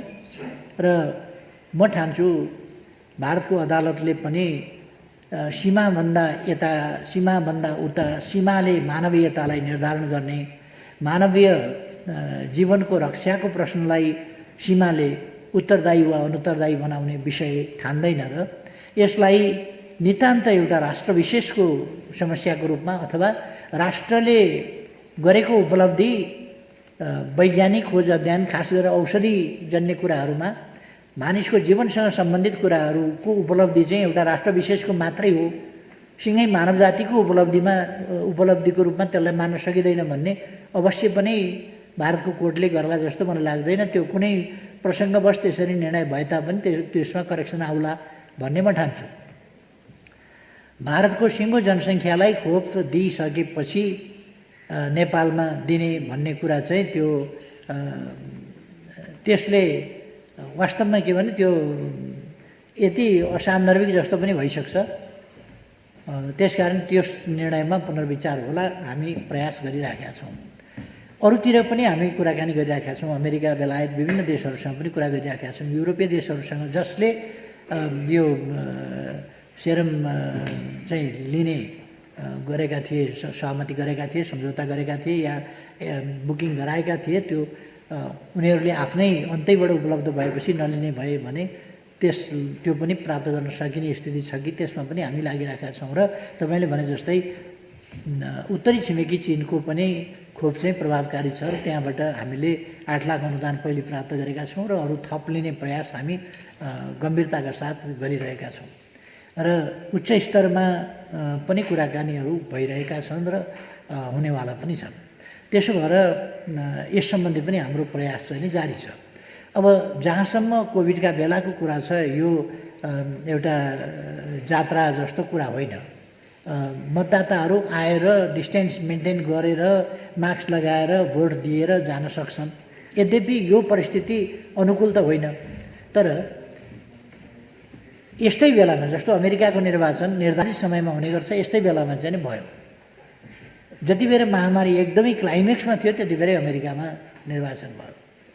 त्यसर्थ कहिले कहिले महामारीका बेला जापानदेखि लिएर ती भारतका विभिन्न प्रान्तहरूमा पश्चिम बङ्गाल जस्तो त्यत्रो पपुलेसन अथवा अरू ठाउँहरूका एकदमै पपुलेटेड ठाउँहरूमा, भारत त पपुलेटेड छ हामीलाई थाहा छ, त्यस्ता ठाउँमा पनि इलेक्सनहरू भएका छन्।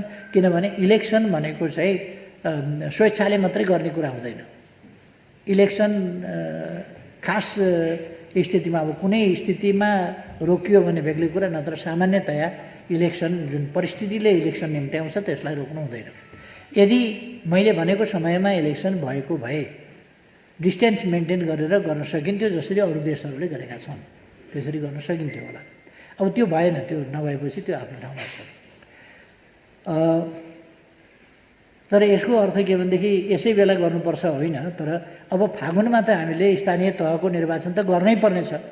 र म के विश्वास गर्छु भने हामी अब भ्याक्सिन पनि छिटै ल्याउँदैछौँ र यसको जस्तो हामीसँग अक्सिजनको कमी थियो, सिलिन्डरको कमी थियो, ती कुराहरूलाई हामीले अब पुरा गरेका छौँ, लगभग पुरा गरेको स्थितिमा पुगेका छौँ।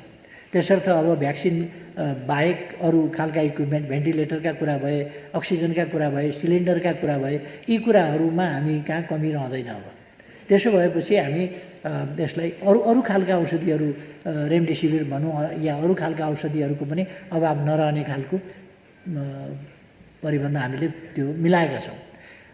जहाँसम्म समन्वय भएन भन्ने कुरा, यस्तो भएन उस्तो भएन भन्ने कुरा छ, यो चाहिँ सामान्य अवस्थाको कुरा होइन, यो महामारी हो। अमेरिकामा कतिको म्यानेज भएको थियो, ब्राजिलमा कतिको म्यानेज भएको थियो, इटालीमा कतिको म्यानेज भएको थियो, बेलायतमा कतिको म्यानेज भएको थियो। महामारी भनेको क्षमताभन्दा बाहिरको स्थितिमा पुर्याउने गरी, महामारी भनेको स्वास्थ्यसँग सम्बन्धित प्राय, र यो स्वास्थ्यसँग सम्बन्धित विषय स्वास्थ्यको सामान्य स्वास्थ्य क्षमता जुन हुन्छ त्यसलाई अलिक डिसअर्डर गर्छ। किनभने यो क्षमताभन्दा बढी भएपछि नै त्यसलाई महामारी भनिन्छ, क्षमताभित्रको कुरोलाई महामारी भनिँदैन। त्यस कारण क्षमताभित्र छ भने त त्यो त सामान्य अवस्था भइगयो। क्षमताभन्दा बाहिरको स्थितिमा पहिलेका हाम्रा मौजुदा म्यान पावर, मौजुदा दक्षता, मौजुदा अस्पताल, मौजुदा सामग्रीहरू, स्वास्थ्य सामग्रीहरू, अथवा मौजुदा औषधिको स्टोर, अथवा चिनिरहेका रोगको औषधि जस्तो नयाँ, जस्तो हामी भेरिएन्टका कुरा गरिरहेका छौँ नि, यसै त कोभिड-19 बिना औषधिको रोग एकैचोटि आइलाग्यो र भयावह रूपमा ग्लोबल्ली आइलाग्यो। त्यस कारण दुनियाँमा को चाहिँ प्रिपेयर थियो र? चीनमा त्यत्रो मान्छे मरे, भारतमा त्यत्रो कति लाख मान्छे मरिसक्यो, भारतमा त्यत्रो मान्छे मरे, अमेरिकामा कति लाख मान्छे मरे,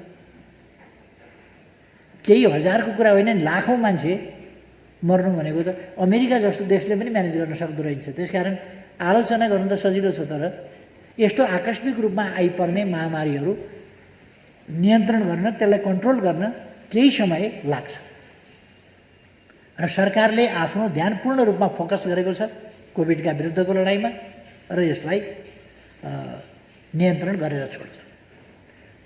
गत वर्ष हामीले लकडाउन आदि प्रभावकारी ढङ्गले गऱ्यौँ, जसले गर्दाखेरि धेरै फैलिन सकेन। जब लकडाउन कमजोर हुँदै गयो या लकडाउन खुल्ने स्थिति भयो, तब त्यो क्लाइमेक्सतिर गयो। फेरि हामीले अलिकति कडाइ गऱ्यौँ, अवेरनेस बढायौँ, सामग्रीहरू जुटायौँ र त्यसलाई कम गऱ्यौँ। तर त्यसो भइसकेपछि फेरि लापरवाही, अदालतलाई दबाब दिने हिसाबले ठुल्ठुला सभाहरू भए, होइन भने हामीलाई चाहिँ पुनर्स्थापना गरिँदैन भने सडकबाट गर्छौँ, सडकबाट पुनर्स्थापना गर्छौँ, अदालत टेर्दैन भने अदालतलाई देखाइदिन्छौँ भन्ने खालका जुलुसहरू, सभाहरू आदि इत्यादि भए। त्यसले फैलाउन मद्दत गर्यो। अरू कुराहरू पनि भयो होला, केही रिलिजियस कुराहरू भयो होला, केही कुराहरू भयो होला। त यसरी के भने यो फैलिने क्रम बढ्यो। अब हामी यसलाई नियन्त्रण गर्ने क्रममा छौँ। अब तपाईँले अर्को पोलिटिकल कुरा यही सम्बन्धमा के सोध्नु पऱ्यो? अर्को ए अदालतले भनेको मान्नुपर्छ, अदालतको फैसला मान्नुपर्छ र कार्यान्वयन गर्नुपर्छ। हाम्रा राज्यका तीनटा प्रमुख अङ्गहरू, तीनटा अङ्ग छन्, व्यवस्थापिका, कार्यपालिका र न्यायपालिका। सबै आफ्ना ठाउँमा आफ्नो आफ्नो ढङ्गले आफ्नो कर्तव्य पुरा गर्न स्वतन्त्र छन्, काम गर्छन् त्यसले।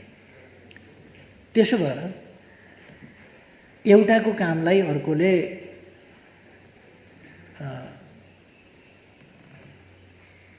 सहयोग गर्ने हो, समर्थन गर्ने हो, सहयोग पुर्याउने हो। त्यसमा पनि न्यायपालिकाले कार्यपालिकाको काम अथवा अरू कसैका काम संविधान सम्मत र कानुन सम्मत भयो कि भएन भनेर हेर्ने हो र तत्कालको बेन्चको बुझाइ, बेन्चले बुझेको संविधानको व्याख्या अनुसार फैसला हुने हो र त्यही नै कुरा परम सत्य हुन्छ भन्न पनि सकिँदैन।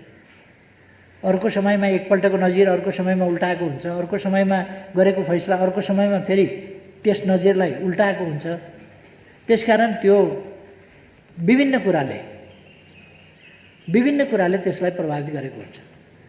संविधानले प्रभावित गरेको हुन्छ, अरू कारणहरू, अरू परिस्थितिहरू हुन सक्छ, त्यस्ता कुराहरूले पनि प्रभावित गरेको हुन्छ। र कहिले कहिले निर्दोष मान्छे दोषी हो भनेर अदालतले त्यति बेरसम्म पाएका तथ्य प्रमाणका आधारमा फैसला गर्ने हो, तर पछि मान्छे वास्तवमा निर्दोष हुन्छ, जिल्लाले दोषी हो भनेर भन्छ, अदालतले भनेको फैसला नमान्ने मान्छे त जेल बस्छ नि त। उच्च अदालतले दोषी हो भन्छ, जेल बस्छ, धेरै वर्ष जेल बसेपछि फेरि सर्वोच्च अदालतले निर्दोष रहेछ भनेर छुटकारा दिन्छ। ठुलो क्षति भइसकेको होला, तर न्याय उसले पाउँदा ढिलो भइसक्यो होला, तर पनि न्याय पाउँदा त अर्कै न्याय पाएको हुन्छ नि। जिल्लाबाट पाएको न्याय अर्कै थियो, उच्च अदालतबाट पाएको न्याय अर्कै थियो, ती पनि न्याय नै पाएको, तर ती न्याय उपयुक्त छन् कि छैनन् भनेर हेर्ने ठाउँहरू हुन्छ। हामी पुनरावलोकन आदि इत्यादिमा गएनौँ। पुनरावलोकनमा जाने हो भने त्यहाँ पनि ठाउँ हुन्थ्यो होला, हामी गएनौँ। हामी जे भए पनि राजनीतिमा झै झगडाको बाटो, मुद्दा मामिलाको बाटो, झगडिया तरिका हामी अवलम्बन गर्दैनौँ। त्यस कारण हामी खुरुखुरु अदालत निर्वाचन आयोगका आयोग एक दिन अध्यक्षबाट निकालिदिए निर्वाचन आयोगमा, अर्का दिन दलको नेताबाट हटाए निर्वाचन आयोगमा, साधारण सदस्यताबाट हटाए निर्वाचन आयोगमा, अदालतमा अर्को पुग्या छ। यो खालको तरिकामा हामी अलिक विश्वास गर्दैनौँ। पोलिटिक्सको हिसाबले गर्नुपर्छ, पोलिटिकल हिसाबले गर्नुपर्छ। र मलाई आफूले गरेको काम एक्लै बस्दा मात्रै होइन, निन्द्रामा पनि त्यो गलत लागेको छैन। अदालतले ठिक छैन भन्यो, अदालतको फैसला पछि अदालतले त्यति बेर ठिक छैन भनेको पनि अब संविधानको जीवित व्याख्या गर्ने हो भने त यो त के भने अहिलेसम्मको गति हेर्दाखेरि ढुङ्गा त गन्तव्यतिर त गइराखे जस्तो त लाग्दैन। त्यसो भने अब यो कुन ठिक थियो मेरो चाहिँ ठिक थियो कि अदालतको ठिक थियो, त्यो अब पछि कार्यान्वयन चाहिँ अदालतले जे फैसला गर्यो त्यसलाई सम्मान गर्ने, कार्यान्वयन गर्ने, त्यसलाई पालना गर्ने। धन्यवाद प्रधानमन्त्री।